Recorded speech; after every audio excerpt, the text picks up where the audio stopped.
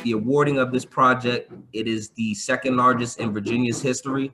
The project's total budget, currently we are at $3.8 billion. Currently the I-64 Hampton Roads Bridge-Tunnel, or the HRBT, is a 3.5-mile long facility with two 7,500-foot-long twin-lane immersed tube tunnels that connect artificial islands with the trestle bridges to shore. Traffic through this facility currently exceeds over 100,000 vehicles per day, and during peak summer traffic, making it one of the most congested corridors in the region.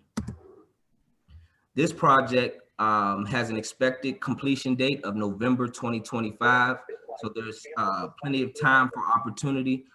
This project will be widening 4 lane segments of the current I-64 corridor in the cities of Hampton and Norfolk.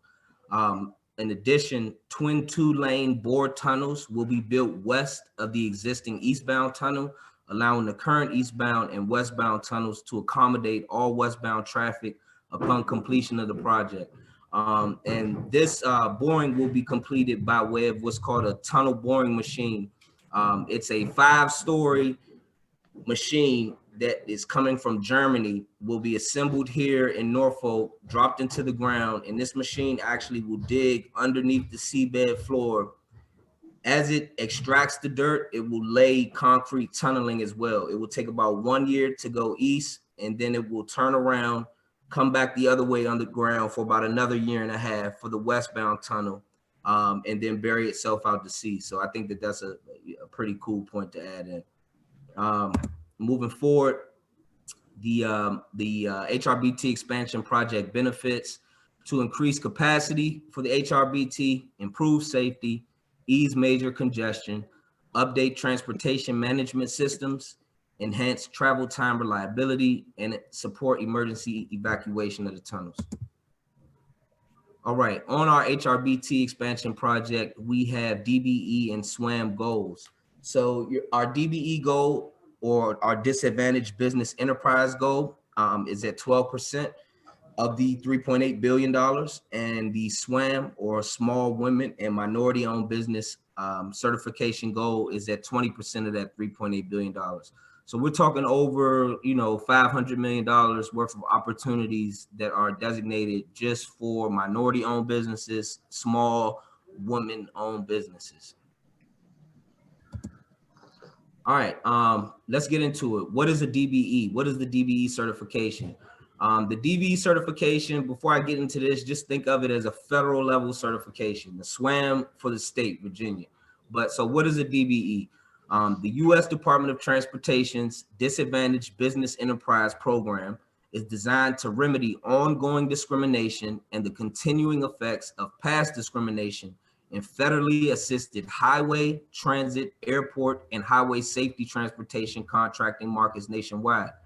The primary remedial goal and objective of the DBE program is to level the playing field by providing small businesses owned and controlled by socially and economically disadvantaged individuals as a fair opportunity to compete for federally funded transportation contracts, such as the HRBT expansion project. And one thing to kind of keep in mind, in order to be a DBE, the only criteria is pretty much that you're just not a white male. So it falls under everyone. Anyone not a white male can and owns at least 51% of that business, you can have your business certified as a DBE firm. And I'll get into why any business should get this certification. It's not just construction related. We'll get into that a little bit more in the presentation, but just keep this in mind if you're a business owner or you know of one. This could directly apply to you and help your business.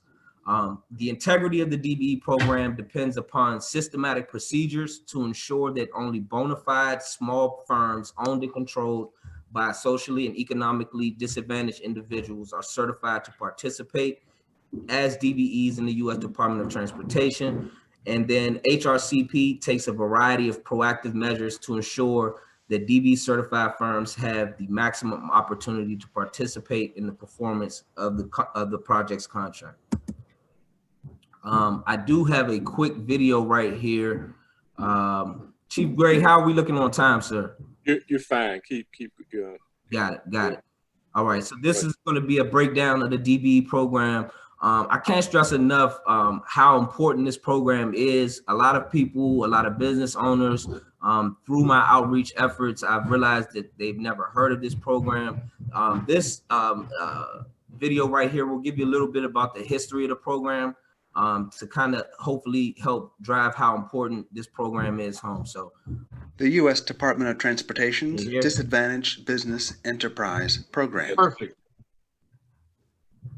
The Department of Transportation distributes substantial federal funds to finance transportation projects initiated by state and local governments, public transit authorities, and airport entities. The DOT is responsible for ensuring that all business enterprises have a fair opportunity to compete for federally funded transportation contracts. The Disadvantaged Business Enterprise (DBE) program is the DOT's strongest tool for creating a level playing field. The DBE program began in 1980 as a minority and women's business enterprise program. The program was established under the authority of Title VI of the Civil Rights Act of 1964, which prohibits racial, ethnic, and national origin discrimination, and other statutes prohibiting gender discrimination that apply to DOT financial assistance programs. Congress has reauthorized the DBE program several times since its inception. Most recently, Congress established a continued need for the DBE program in the Moving Ahead for Progress in the 21st Century Act. As a condition of receiving federal financial assistance, recipients of funds from the Federal Highway Administration, Federal Aviation Administration, and Federal Transit Administration are required to follow the DBE program regulations located in 49 CFR, Parts 26 and 23. The Departmental Office of Civil Rights coordinates the department's oversight of the program. These three operating administrations, FHWA, FAA, and FTA, are primarily responsible for overseeing the day-to-day administration of the program by recipients, providing training and technical assistance, and enforcing compliance. The DBE program remedies ongoing discrimination and the continuing effects of past discrimination in federally assisted transportation contracting markets nationwide. The day-to-day administration of the DBE program is carried out by recipients of federal funds at the state and local level. This includes approximating how much participation is expected from DBEs by setting an annual overall DBE goal that represents the level of participation anticipated absent the effects of present and past discrimination. Recipients must set an overall goal for DBE participation and monitor results to foster non-discriminatory environments and ensure that DBEs have an equal opportunity to compete fairly. The DBE program isn't a quota or set-aside program. Instead, it's based on narrowly tailored goals and participation by prime contractors, subcontractors, and agency partners. Certification of eligible firms is a key component of the DBE program. But what is a DBE? A disadvantaged business enterprise is a for-profit small business. At least 51% of the business is owned by one or more individuals who are both socially and economically disadvantaged, and the management and daily business operations are controlled by one or more of the socially and economically disadvantaged business owners. Firms meeting the eligibility standards can contact state departments of transportation or state DBE liaison and certification officers for instructions on how to apply for DBE certification. Each state has a unified certification program, UCP, to ensure certification decisions are honored by all recipients in that state. There's also a streamlined interstate certification process for existing DBEs wishing to participate in other states. A firm must be certified to be counted toward a DBE goal. To find out more about the DBE program, how to apply to the program, and other useful contacts, visit the DOT website. all right, thank you for watching that video. We're going to continue.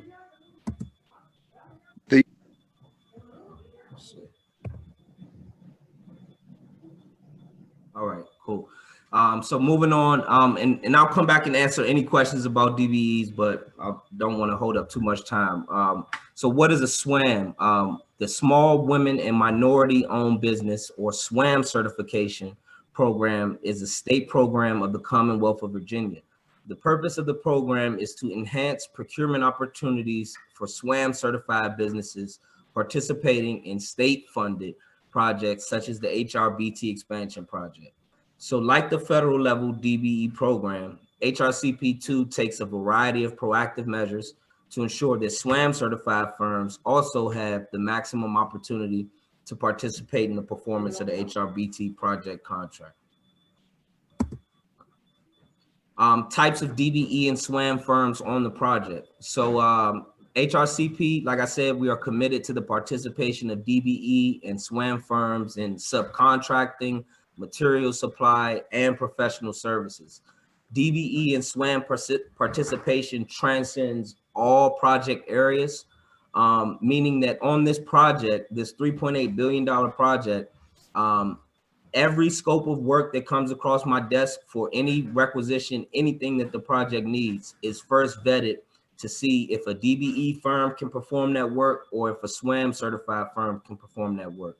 And one thing that I like to always mention in my presentations is that a lot of times business owners, they hear this presentation and they think, well, my business isn't really construction industry related. We don't do concrete work. We don't do rebar work. We're real estate agents. I'm an accountant. I am a catering firm. So for example, I take this picture right here. This business is a SWaM certified firm that I'm standing with, Success Catering by Sheila. It's a small startup catering firm in the, I believe she was from the Hampton area. And one reason why I say the importance of these certifications, so we are a construction company, but we're also a professional company as well. We have a 5-story, over 300 office building here in the Norfolk area that requires janitorial services, security services, different things like that, the regular services that any business would need. And whenever we go out to procure for those services, like I said, we have to meet our DBE and our SWaM goals. So before we go out and procure those services from a big company, we're going to search out to find a SWaM or DBE certified minority or small businesses to actually fulfill those type of services. So even if your firm is not directly construction related, and of course, you know, that's where the majority of our firms are in their wheelhouse. But I put this photo up here to show you, for an example, we had an event with VDOT where catering, we needed to have catering. And, you know, instead of going out to McDonald's to provide, you know, the food for the event, I was able to go into the SWaM directory, because once you're certified, all your business information goes into a state directory that, you know, the general public can access. And I typed in, you know, catering, and Miss Sheila's firm popped up. I gave her, as well as some other firms, a call. And this was actually her first government contract. And the great part about this was, aside from the work that she got, the one contract that she got from us, when she was performing her contract at VDOT's government offices where the event to be catered was held, she was able to do networking with other VDOT officials. And she has since told me that she has secured a amount of federal contract catering jobs, mainly because everybody wants a SWaM certified business. Everybody wants a DB certified business. And once again, these are free certifications that, you know, just by being a minority owned business, small women owned business, your business is entitled to. So yeah, so like I said, some examples of DBE and SWaM certified firms on our project include, they range anywhere from engineering firms, trucking and hauling, janitorial, catering, and many more. I'll move forward. All right, our current progress. So DBE and SWaM current progress. We are currently, as of to date, at 200 executed DBE and SWaM agreements with over 115 million in contract awards. And that's since the project start in April of 2019. So we feel like we're making pretty good progress, still have a ways to go. So this is a great time for companies to get in. on the ground floor. This was a design build project, meaning that the beginning of the project was really a lot of the designing engineering type work. We just started construction maybe about 3 months ago. So a lot of opportunities. This is really the time to kind of get in, make your business known, let us know about your capabilities, so that we can hopefully try to get you some work on the project. So why DBE and SWaM compliance matters? It helps to foster local economic development, promote civil rights and equal opportunity for small business. And of course, it's by law. It's the requirement of the HRBT project contract.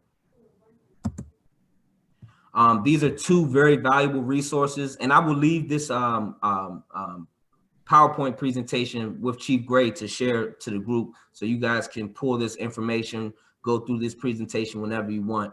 But the first logo is for the Bowd Center. The Bowd Center, and the second is for the Virginia Department of Small Business and Supplier Diversity. So the Bowd Center and SBSD provide DBE and SWaM certification, training, assistance, and other valuable services to help the project businesses grow, become self-sufficient, more competitive in pursuing HRBT expansion project opportunities, move into new areas of work, and compete in the marketplace for this project and beyond. Now, this is a very important slide because as a DBE certified firm, as a SWaM certified firm, there are a tremendous amount of resources that are designated. The state pays for these resources. We pay for these resources via our taxes. On the federal level, the federal level has tons of resources, tons of programs. So, for example, once you get certified, we have designated, you'll become like a part of a designated outreach list. We have a bonding education workshop coming up soon. So if you're, you have a business, but you want to increase your business capacity, you can learn about bonding, get bonding. And I'll share that information with you as well, Chief Gray, to share with the group.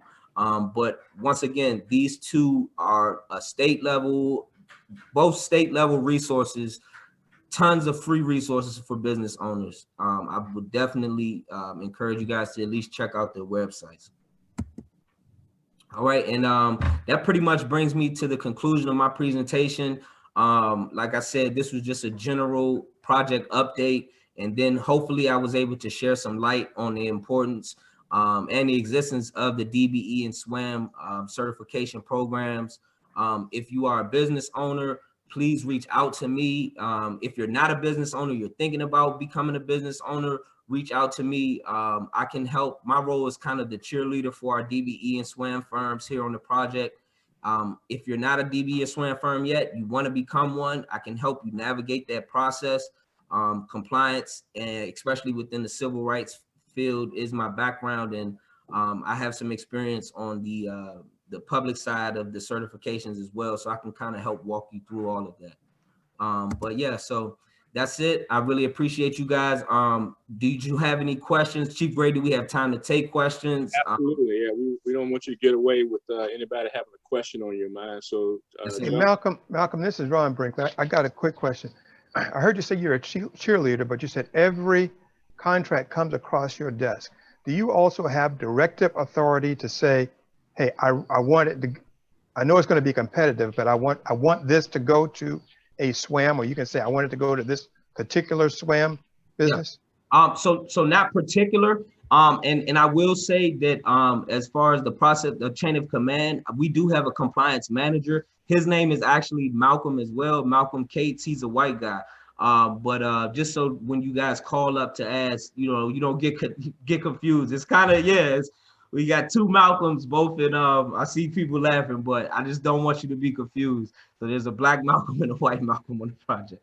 But no, sir, so definitely being a cheerleader for DBE and SWaM. Once they get onto the project, whatever they need, we help make introductions to different procurement department heads, just making everything as easy as possible. But yes, by law, it is our responsibility in our department to provide and do the research for our other procurement departments, firms that are DBE certified. So they come to us and say, well, hey, I need, some slurry walls done, or I need a crane, $2 million crane. So these guys already have their short list of vendors that they love to work with, because as we all know, in construction, it's all about what? Getting it done as fast and as cheap as possible.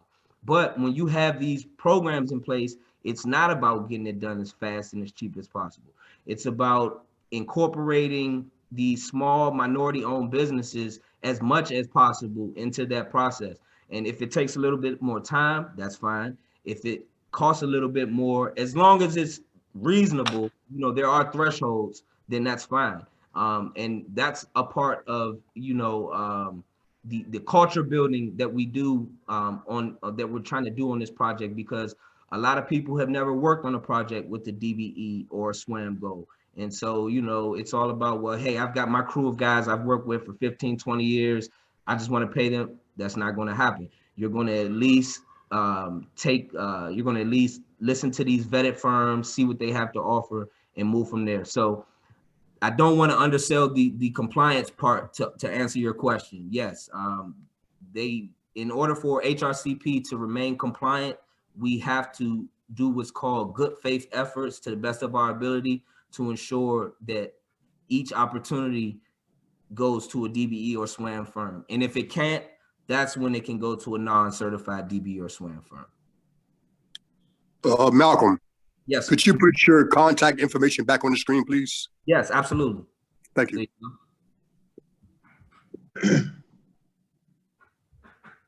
Any other questions? Yes, sir. Yeah, this is Chris Bowman. Good presentation. I had a career with the state, and in some of those jobs, I had procurement responsibility. And obviously, we had a lot of SWaM and DBE oversight and participation. So I appreciate everything you're doing. On your 12%, and we had mandated percentages from the governor, and there was very little flexibility, as you probably know. Yes, sir. But your 12% on DBE and your SWaM 20, how did you get that? Why isn't your DBE 20% and your SWaM 30? How did you get those targets? Yes, sir. So us as the private entity, HRCP, we're not responsible for designating or creating those targets. So Okay. those targets are culminated from a combination of federal level employees and the state level employees. Okay. Look at the total amounts, and they have their smart guys, and you know, they break down those numbers and they just tell us, this is your goal. And once again, that's the goal. Our plan is to exceed the goal. You know, if we could have 100% DBE participation, that would be wonderful. But yes, so the state with input from the federal level, FHWA, they set the goals and provide them to us. Yes, sir. Is there still a percentage fee involved becoming SWaM certified? No, these are all free certifications. And one thing, and that's a great question, if you apply for your DBE certification first and you are approved for DBE certification, they will automatically give you, in the state of Virginia, a free SWaM certification. So you won't have to do applications. Yeah. So if you're interested in getting certified, reach out to me. I'll put you directly in contact with Miss Nina Britton and Miss Angela Barber over at SBSD, and we'll all work together to walk you through that process if you're interested in becoming certified. Keep up the good work. Thank you, sir. Absolutely. Thank you. How do you determine what a disadvantaged business enterprise is? Yes, sir. So when you're applying for your DBE certification, you have to send in a checklist of items. It's about 50 items, formation documents for your company, and really just proof that you're a minority. Like I said, in order to be a DBE, pretty much it's, pretty blunt. You just can't be, a white male, so everybody else falls under that category of a minority. So women, and like I said, you have to show that you own at least 51%, because a lot of times there is and has been a lot of past corruption in these programs. Mm-hmm. Where white men, or business owners have been able to video here. do a pass-through entity. So they'll you know, set the firm up in their wife's name who has no idea about, you know, how the business is ran, just to get the credit. So we don't, you know, but that's the part of compliance. We can't say, hey, she doesn't know, but we have different techniques that we use to try to weed that type of stuff out, but to try to just maintain the integrity of the program as much as possible. Okay. Let me interject. By the way, the Carla on this line, is she on the call? No, I have not seen her yet, Bruce. So no, she's not here. Okay. Carla is with a company called BTG, and my company and hers, as well as Malcolm here, who works for HRCP. Our role as consultants on this project is to support VDOT, because everything he just said is fine, but the issue is at the end of the day, we got to be able to prove that it actually happened. And so we have meetings every month on all the aspects of compliance on the contract and on the good faith efforts to meet those objectives. And so Malcolm will tell you that he files a report that has to come our way, and then we question and ask, how are we doing on this? You're working against two forces. The contract with the partnership has benefits and bonuses if they hit a certain construction level ahead of schedule. They also have penalties if they don't hit the schedule in terms of getting the thing constructed. Now, along with that, it is expected by the state of Virginia through VDOT that they meet at least the minimum or maximize the goals that have been set for SWAMs and DBEs. And that gets down to making sure that even on the site, things are happening the way they're supposed to happen. Right. And so we've been hired to work with VDOT to support the efforts of doing that. I just found out just the other day that we'll be on the site later on to check on all the things that have been put in the contract to meet the objectives of inclusion and diversity. There's also a program in that contract called an OJT program, on-the-job training. And so there are recruitments going to be going on to hire minority women that have not been involved with the construction trades or a particular task to get them into that program. And there are benefits to that to the prime contractor. But we got to make sure the folks who are in that program meet the criteria. And it's a very involved process. We're running a lot of paper. We're doing a lot of oversight. We're offering our suggestions, quote, in terms of what they need to do in terms of recruiting, in terms of making sure the diverse workforce, including that the workforce is being treated fairly. So that's part of the project. It's the largest public works project for the state of Virginia, I think, in history. I think it maybe it's huge. And there is a desire by the governor, by VDOT, and by the prime to make sure that its primes, its subcontractors, its subcontractors are meeting the objective and the vision of the contract that they've signed for diversity. And so we wanted to make sure that all members of 200+ men understood this, because again, like Malcolm's pointed out, there are opportunities. We had a contractor that, for example, had a group of dogs there to chase the birds off of the area, because the tunnel's being built on a refuge that the birds have been landing in for decades. And so there was an environmental impact relationship to how that could be mitigated to keep the birds off the construction site and still not shoot them or anything like that. So what they did was they hired a firm that had dogs that were on the site to basically chase the birds off the site. And then they created a site nearby, near Fort Wool, to try to relocate them to the Fort Wool site. And as I understand, Malcolm, you can expand on this, but as I understand that their relocation has worked. And the contractor we hired was a woman-owned firm that had dogs that were out on the site there to chase the birds. Absolutely, absolutely. And that's to the point that I bring. If you own a business, you should have a DBE certification at minimum, the federal level certification. They follow all of the NAICS codes, the national coding classification system. It's free certification, and you can present the type of work that you do to projects like this, other projects like this. It's not just in the construction industry, highway, railway, FAA.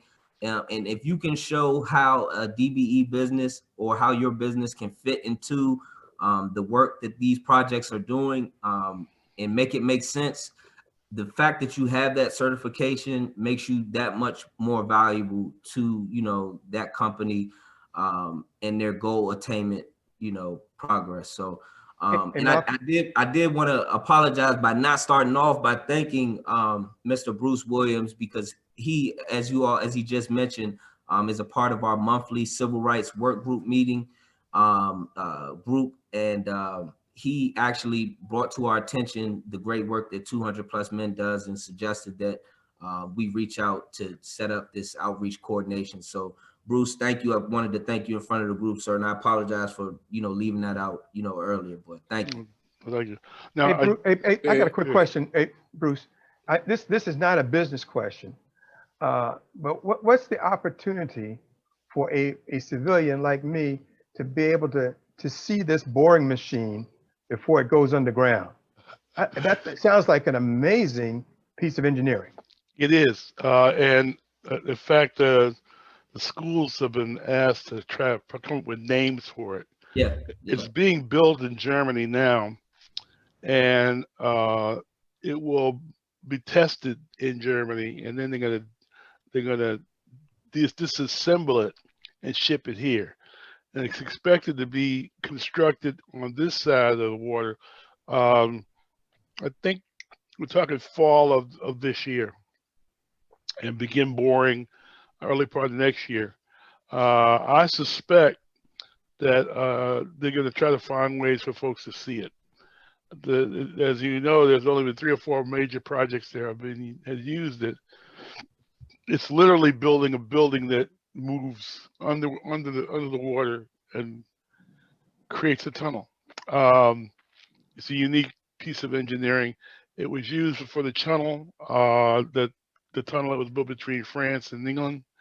It's going to be used for the next tunnel tube for the Chesapeake Bay Bridge-Tunnel. But this is one of the major projects that's being used for it. You're right. It's a unique piece of engineering. And if you go on the website, there's a description of it, design work. But, we want the public to know about what's going on. And there's a whole public awareness unit that works to communicate how this project is going to work, how it's going to affect the traffic, what its benefits are, and how it's being done. So, and just as we had the public relations unit come and talk to the group, when that piece of equipment gets in, we'll make sure that 200+ Men will get a chance to get access to it. And I can't speak for them now, but there may be, given the change in COVID and everything else, that folks will be invited out to see it. I can't speak to that right now, but I do know the state's very proud of using this technology. If you haven't been aware, the way they built the Elizabeth River Tunnel was by the flotation method, by creating segments of the tunnel up in Baltimore, sailing them down here, and then filling them with water, sinking them into a trench, and then forcing the air out to create these segments that were interlocked together. Well, the depth of the water in the channel coming through from the the Hampton Roads Tunnel area is way deeper and a different kind of sediment and everything else. They've chosen to use the boring method. So it is a unique method that will be, don't want to educate folks on how they're doing it. So again, as Malcolm keeps me informed, or as part of my compliance opportunity, we'll let you all know when there's opportunity to touch it and see how it works. Well, Malcolm, thank you for your presentation this morning. Gentlemen, are there any last questions for Malcolm? And we'll certainly look for opportunities to bring him back in the future. This is a long project, and keeping us up to date, and so that we, as an organization, can share information with our contacts and networks and people we know. But we appreciate you joining us this morning and sharing this presentation.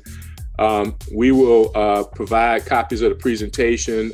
We do have a video recording, and so we'll probably post that on our Facebook page. So we have two opportunities to look back on what was presented this morning, but it was good information. So thank you for being here. Thank you, gentlemen, for having me. Thank you again, Chief Gray. I really appreciate it. Absolutely. Malcolm, good Thank job. you so much. Thank you, Bruce. Thank you, gentlemen. Have a great day. Enjoy your weekend.